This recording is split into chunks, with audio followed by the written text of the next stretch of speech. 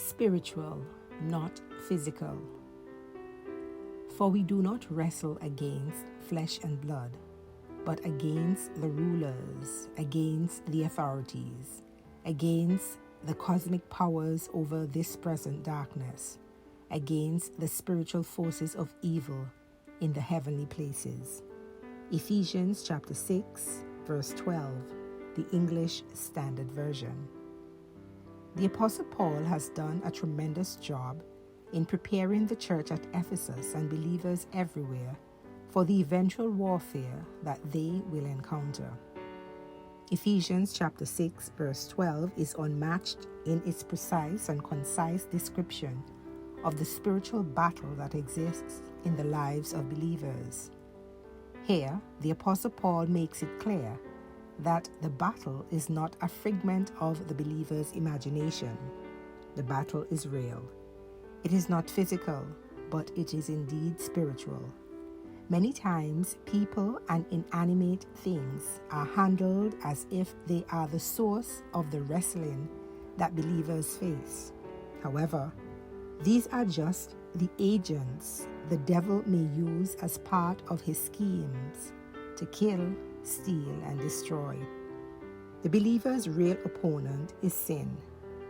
Believers' sin-prone nature is incited by the devil, who appeals to worldly ambition, the pride of life, and the impulse of the flesh towards the believer's destruction. The temptation of Jesus in Luke chapter 4, verses 1 through to 13 outlines the same. The Apostle Paul is deliberate in setting out how organized the spiritual enemies of the believers are. The list presented in Ephesians chapter 6, verse 12 clearly outlines a hierarchical structure. There is a system of ranks in descending order within the demonic armies. Even the Satan understands order. It is a clear indication that the Satan is so serious about destroying believers that he deals with demon spirits as though they are troops. The devil organizes his team in rank and file, giving them orders and assignments, and then dispatches them like army soldiers committed to killing. In the same way, a human army is equipped and trained in their methods of destruction, so too are these demon spirits outlined in Ephesians chapter 6, verse 12. It is only after proper training that this army of demons is ready to start its diabolical assault on believers.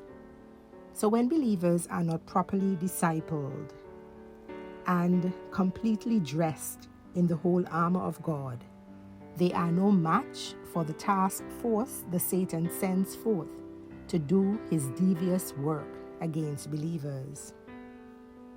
Because the battle is spiritual, it is not location and time specific. However, it is very strategic.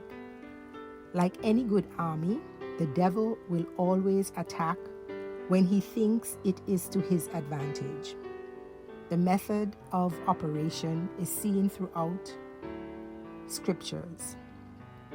Believers make good targets when they are alone, at the start of a new spiritual endeavor, after a dynamic or great spiritual experience, when they are physically vulnerable, and from an unexpected source.